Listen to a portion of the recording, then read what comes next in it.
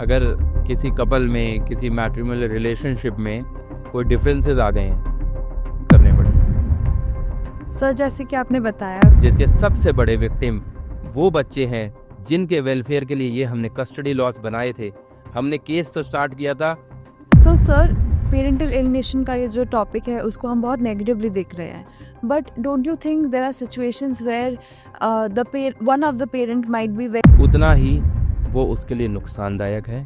Time अगर है, time से अगर कस्टडी ऑर्डर्स मिले हैं, टाइम से इम्प्लीमेंटेशन हुआ है, प्रोसेस में हमने बच्चे को सबसे ज़्यादा नुकसान पहुंचा दिया, उस प्रोसेस में हमने बच्चे को सबसे ज़्यादा विक्टिमाइज कर दिया।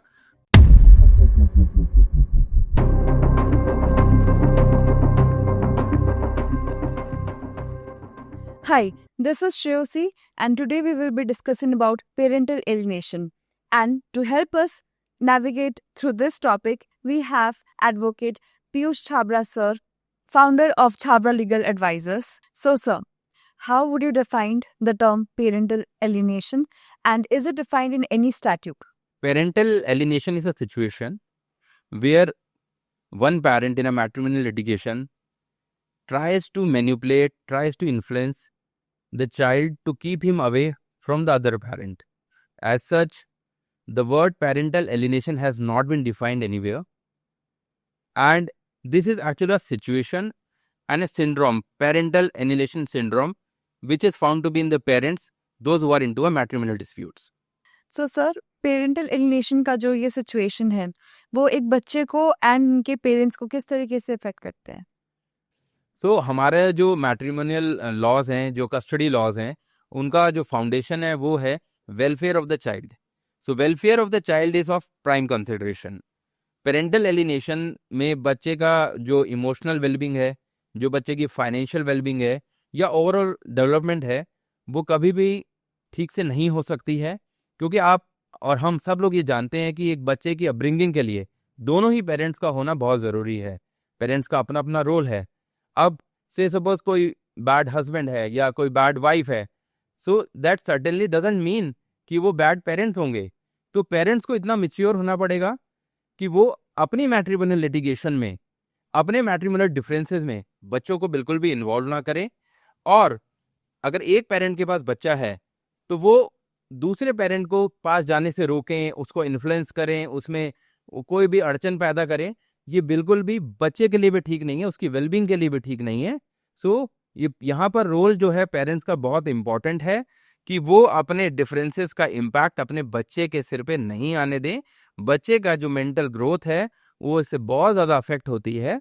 सो maturity of parents is required. So sir custody cases को इतना टाइम क्यों लगता है क्लोज होने में, and how does this situation fuel alienation, and as a lawyer what do you suggest to curb this issue? Parental alienation और delay, ये मुझे लगता है आज के डेट में हैंड इन हैंड चल रहा है, क्योंकि जो कस्टडी मैटर्स हैं वो भी एक फैमिली कोर्ट मैटर है और एक रूटीन मैनर में उस मैटर को एंटरटेन किया जाता है।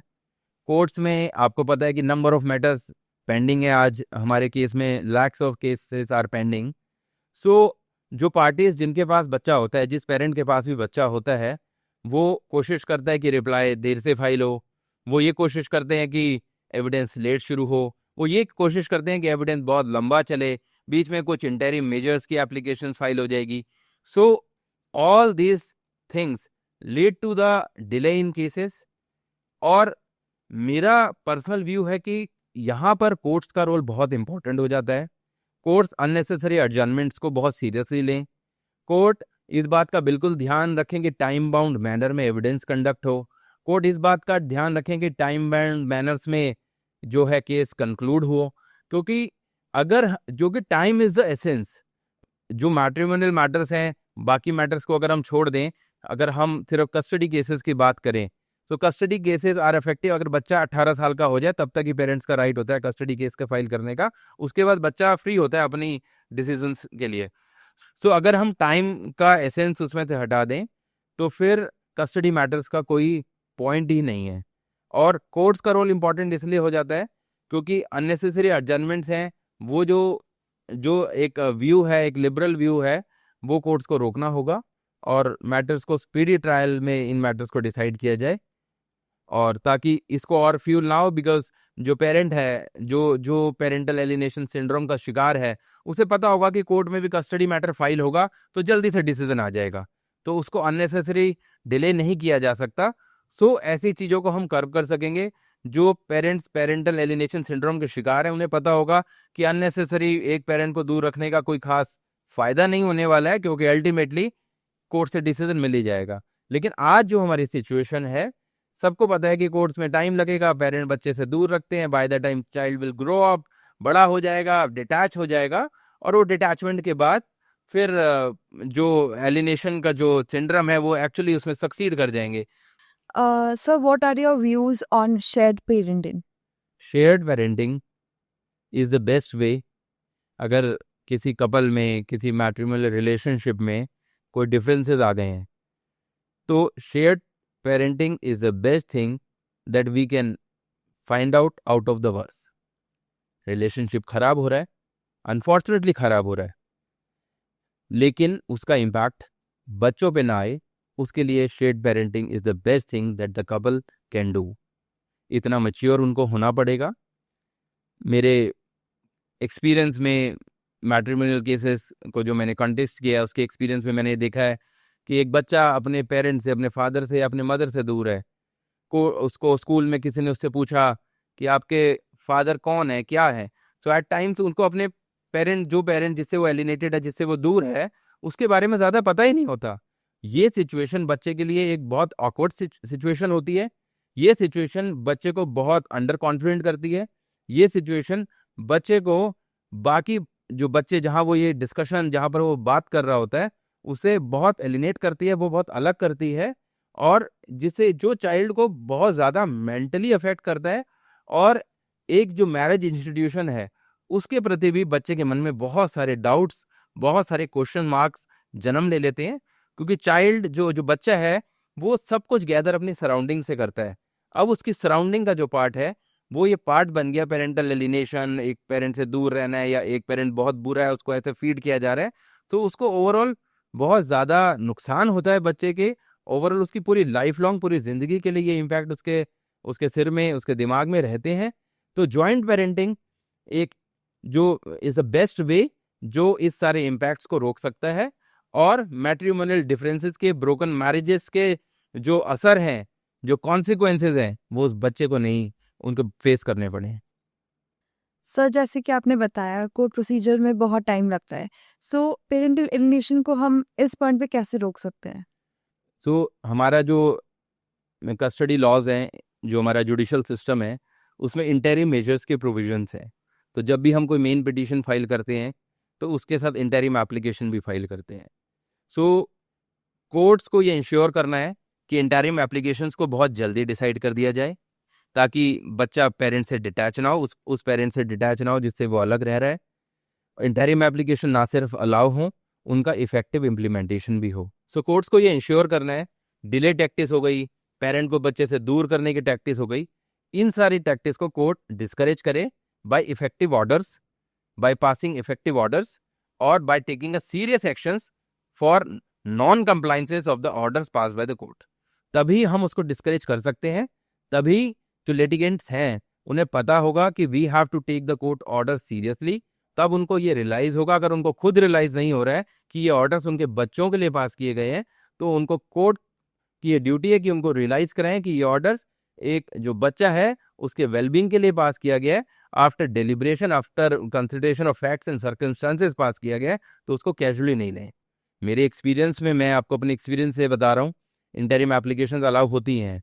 सबसे पहला जो प्रॉब्लम आता है कि वो इंटरिम एप्लीकेशन का जो ऑर्डर होता है वो 1 in a 15 days और मैक्सिमम 1 in a 7 day होता है। सो इसको थोड़ा बढ़ाया जाना चाहिए। अगर एक पेरेंट से बच्चा रोज़ भी मिले, अपने फादर से या अपनी मदर से, जिससे भी वो दूर रह रहे हैं, अगर उससे रोज़ भी मिले, तो किसी को कोई प्रॉब्लम नहीं होनी चाहिए। सो फर्स्ट थिंग कि वो ऑर्डर्स और ज़्यादा उसमें फ्रिक्वेंसी होनी चाहिए मिलने की। सेकंड, ना सिर्फ ऑर्डर्स पास हों, बल्कि उन ऑर्डर्स का इफेक्टिव इम्प्लीमेंटेशन हो, क्योंकि जिस पेरेंट्स के पास बच्चा होता है, वो ये कोशिश करता है कि ऑर्डर्स का इम्प्लीमेंटेशन ना होने दिया जाए। कभी कुछ बर्थडे पार्टी है, कभी बच्चा बीमार है, और सो मैनी रीजंस हैं जो दिए जा सकते हैं, जिनको प्रूव भी नहीं किया जा सकता कि वो रीजन सही थे या गलत थे। तो ऐसी चीज़ों के लिए ऑल्टरनेट अरेंजमेंट्स होने चाहिए। किसी सपोज आपको सैटरडे मिला हुआ है, सैटरडे को बच्चा नहीं मिल पा रहा है, तो ऑल्टरनेटिवली संडे आप मिलवाएंगे। और अगर इन ऑर्डर्स का वायलेशन होता है तो स्ट्रिक्ट एक्शन हो। अभी करंट सिनेरियो में स्ट्रिक्ट एक्शंस नहीं होते हैं, कैजुअल एक्सक्यूजेस दिए जाते हैं और वो एंटरटेन भी हो रहे हैं। सो अगर हम सच सही मायने में पेरेंटल एलिनेशन को रोकना चाहते हैं तो इंटरिम ऑर्डर्स इफेक्टिवली पास हों, इफेक्टिवली इम्प्लीमेंट हो और कोर्ट इंश्योर करे कि किसी भी कोर्ट ऑर्डर का कोई भी लिटिगेंट कैजुअली नहीं लेगा और उसका इफेक्टिव इम्प्लीमेंटेशन ना होने पे उसके कॉन्सिक्वेंसेस भी उस लिटिगेंट को फेस करने होंगे। सर, तो जैसे कोई भी कपल या कोई भी पेरेंट आपके पास किसी भी कस्टडी केस को लेकर के अगर आते हैं, तो आप उनको क्या सलाह देते हैं? मेरा अप्रोच ये रहता है कि पहले मैं ये कोशिश करूं, खासकर जहां पर बच्चे इन्वॉल्व हैं, जहां पर बच्चे हैं मैरिज से, कि पार्टीज को समझाऊं कि क्या उनका अलग होना इतना ही ज़रूरी है। से वो एक ऐसे सिचुएशन में आ चुके हैं कि अब उनका साथ रहना पॉसिबल नहीं है। तो मेरा सेकंड अप्रोच ये रहता है कि मैं उनको समझाऊं कि अपनी ब्रोकन मैरिज का जो असर है वो अपने बच्चे पे नहीं पड़ने दें, जॉइंट पेरेंटिंग करें। बच्चे को दो एक पेरेंट अगर रखता है तो दूसरा इफेक्टिवली मिल सके, बच्चे के स्कूल जा सके, बच्चे के इवेंट्स अटेंड कर सके, बच्चे की पीटीएम अटेंड करे, बच्चा और कहीं एक्स्ट्रा करिकुलर में वहाँ पेरेंट इन्वॉल्व हो सके, जो पेरेंट साथ नहीं रह रहा है उतना ही इन्वॉल्व हो सके जितना जिस पेरेंट के पास बच्चा है, जितना वो खुद इन्वॉल्व है। ऐसी ऐसी एडवाइजेस मैं अपने क्लाइंट्स को देता हूँ। हमारे जुडिशियल सिस्टम में प्री लिटिगेशन मीडिएशन के प्रोसेस हैं, उस तरफ रेफर करता हूँ कि वहाँ जाके अपने डिफरेंसेस को सॉल्व कीजिए। कंसिलिएशन के प्रोसेस है, काउंसलर का प्रोसेस है। ये सारी चीज़ें एडवाइजेबल हैं, करनी चाहिए, और ताकि जो हमारी जनरेशन है, आने वाली जनरेशन है, उनको इस इम्पैक्ट से बचा सकें। क्योंकि एक मेरा व्यू रहता है कि जो भी पार्टी आती है मेरे पास, जो भी लिटिगेंट जो आते हैं जिनकी मैरिजेस अब ठीक नहीं चल रही हैं, वो 35 में होंगे, 40 में होंगे। मैं मान के चलता हूँ अपनी आधी जिंदगी वो अपनी जी चुके हैं। जो छोटा बच्चा है 5 साल का, 7 साल का, उसकी अपनी जिंदगी अभी उसने शुरू की है। आप इतनी टेंडर एज में उसको इन सब चीज़ों से एक्सपोज ना करें और उसको उसकी जिंदगी का जो हक है वो उसे दें। और अगर आप सचमुच अपने बच्चे को प्यार करते हैं तो उसको कोर्ट से दूर रखें, उसको अपनी ब्रोकन मैरिजेस से दूर रखें, उसके अपने जो आपके अंदर पॉइजन है एक दूसरे के लिए उससे दूर रखें, आपके डिफरेंसेस से दूर रखें। और दोनों ही पेरेंट, अब जिस कपल, दोनों ही पेरेंट का ये ड्यूटी बनता है कि वो मदर के लिए और फादर के लिए बच्चे को पॉइजन ना करें, बल्कि उनकी अच्छी बातें उनको बताएं।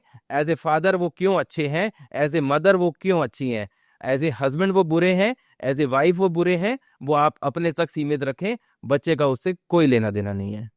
सो सर, पेरेंटल एलिनेशन का ये जो टॉपिक है उसको हम बहुत नेगेटिवली देख रहे हैं, but don't you think there are situations where one of the parent might be very abusive towards the family, towards their child or the other parent, and this is the reason why the other parent wants to keep herself or himself and their children away from the other partner? So what do you think about this?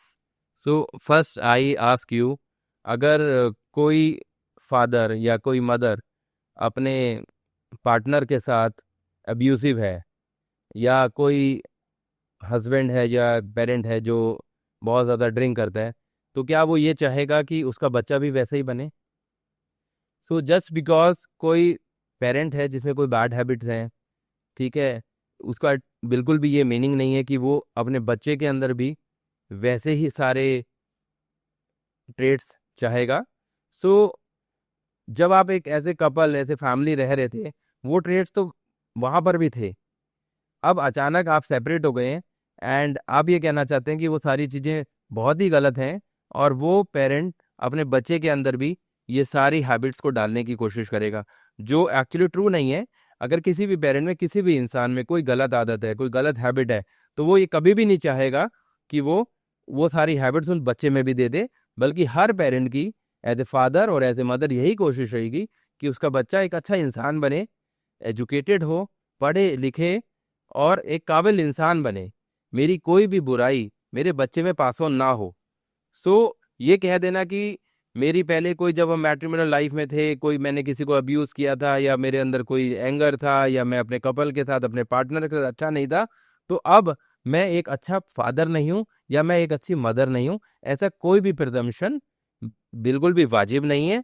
And second, कोई compelling reason हो जहां पर alienation required हो, तो वहां पर proper document, proper evidences के ऊपर कोर्ट है इन चीज़ों को एंटरटेन करने के लिए। तो वहीं हमारी कोर्ट की इंपॉर्टेंस है, वहीं पर हमारे कस्टडी लॉज फ्रेम हुए हैं, वहीं पर वो कोर्ट के द्वारा एडजुडिकेट भी हो रहे हैं। सो एक्सेप्शनल सर्कमस्टांसेस होंगे तो court will definitely consider it after going through the evidences filed by the parties. तो we have a system for that. So, sir, apart from the victimization of the child, court ने parental alienation को और किस तरीके से देखा है? कि पेरेंटल एलिनेशन ना सिर्फ बच्चे के अगेंस्ट में है, बट जिस पेरेंट को भी दूर किया जाता है बच्चे से, उसके अगेंस्ट भी क्रूएलिटी है। रिसेंटली दिल्ली हाई कोर्ट ने अपने एक जजमेंट में कन्वल किशोर गिरधर वर्सेस सीमा गर्दन में इस बात को बोला है कि पेरेंटल एलिनेशन बच्चे के इंटरेस्ट में तो नहीं है, बिल्कुल नहीं है, but at the same time वो जिस पेरेंट से भी डिस्टेंट किया जा रहा है, जिस पेरेंट से भी दूर किया जा रहा है, उसके अगेंस्ट मेंटल क्रूएलिटी है। सो पेरेंटल एलिनेशन जो पेरेंट है उसके इंटरेस्ट में भी नहीं है और जो बच्चा है उसके इंटरेस्ट में भी नहीं है, ऐसा कोर्ट ने कई बार रिकॉग्नाइज किया है। So, sir, my final question. What, according to you, is the most important thing while dealing with parental alienation? According to me, most important thing is time. Every passing day, every passing month, every passing year, detach the father or the mother or the child from each other. जितना ही एक parent अपने बच्चे से detach होगा, एक बच्चा अपने parent से डिटैच होगा, उतना ही वो उसके लिए नुकसानदायक है, उतना ही वो उसके वेलफेयर में नहीं है। I'll give you an example. एक फादर है जो अपने बच्चे से बहुत अटैच्ड है। Even after the separation from the wife, वो अपने बच्चे से बहुत प्यार करता है, बहुत अटैच्ड है। एक समय पे उसको कुछ फाइनेंशियल रिक्वायरमेंट है, हो सकता है तब वो लीगली एंटाइटल्ड भी ना हो, but I am trying to say कि वो 18 ईयर या वो एक सर्टेन एज क्रॉस कर चुका है जब वो मेंटेनेंस के लिए एंटाइटल्ड नहीं है, या फिर पेरेंट्स या फादर के पास वो कैपेसिटी नहीं है, लेकिन फादर अटैच्ड है। Father out of the way जाके बच्चे के लिए वो सब करेगा जो एक अच्छे पिता को करना चाहिए। अब यहीं हम दूसरी सिचुएशन लेते हैं कि वो इस सब पेरेंटल एलिनेशन में बच्चे से डिटैच हो चुका है, तो वो सिर्फ बच्चे के लिए उतना ही खड़ा है जितना कोर्ट उसे ऑर्डर करेगी या जितना लीगली बच्चे का एंटाइटलमेंट है। सो time is the essence. Time अगर है, टाइम से अगर कस्टडी ऑर्डर्स मिले हैं, टाइम से इम्प्लीमेंटेशन हुआ है, तो फादर और बच्चा या मदर और बच्चा एक दूसरे से अटैच रहेंगे, एक दूसरे के लिए फाइनेंशियली अवेलेबल रहेंगे, एक दूसरे के लिए इमोशनली अवेलेबल रहेंगे, एक दूसरे के लिए फिजिकली अवेलेबल है। अगर किसी को कहीं किसी की ज़रूरत है, वो एक दूसरे के साथ खड़े हैं। सो बहुत इम्पॉर्टेंट है, चाहिए लोग खुद इतना मेच्योर हो जाएं कि वो इन चीज़ों की ऐसी सर्कमस्टांसेस को खुद डेवलप करें, या फिर कोर्ट से ऑर्डर्स ऐसे हों जिनका इम्प्लीमेंटेशन हो और बच्चे पे इम्पैक्ट ना हो, रिलेशनशिप्स के ऊपर इम्पैक्ट ना हो। जो ये पेरेंटल एलिनेशन है, जो आज हमारी सिचुएशन है, जिसके सबसे बड़े विक्टिम वो बच्चे हैं जिनके वेलफेयर के लिए ये हमने कस्टडी लॉज बनाए थे। हमने केस तो स्टार्ट किया था कि बच्चे का वेलफेयर डिसाइड करना है, लेकिन उस प्रोसेस में हम बच्चे का ही वेलफेयर भूल गए। उस प्रोसेस में हमने बच्चे को सबसे ज़्यादा नुकसान पहुंचा दिया। उस प्रोसेस में हमने बच्चे को सबसे ज़्यादा विक्टिमाइज कर दिया। तो हमने एक्चुअली कुछ भी अचीव नहीं किया। सर, हमारे व्यूअर्स के लिए कोई एडवाइस? मेरे सारे व्यूअर्स से यही एडवाइस है, जो भी अनफॉर्चुनेटली मैट्रिमोनियल लिटिगेशन का हिस्सा बन चुके हैं, कि अगर आप सही मायने में अपने बच्चे को प्यार करते हैं, सही मायने में आप उनकी कस्टडी चाहते हैं, तो कोशिश कीजिए कि आपकी मैट्रिमोनियल लिटिगेशन का, आपकी कस्टडी लिटिगेशन का जो असर है वो बच्चे पे ना पड़े, आपका बच्चा विक्टिमाइज ना हो। इसके लिए सबसे अच्छा है कि आप ऑन टेबल ऐसे डिस्प्यूट्स को, ऐसे डिफरेंसेस को, ऐसे राइट्स को टेबल पे डिसाइड करें, ताकि आपके बच्चे को कोर्ट में आके उस प्रोसेस का पार्ट ना बनना पड़े। यही मेरी आप लोगों को एडवाइस है। Thank you. Thank you so much, sir, for answering all the questions, and I hope इस वीडियो को देखने के बाद you will all take some notes and will try to protect your marriage, yourselves and your child from any kind of disputes. Thank you.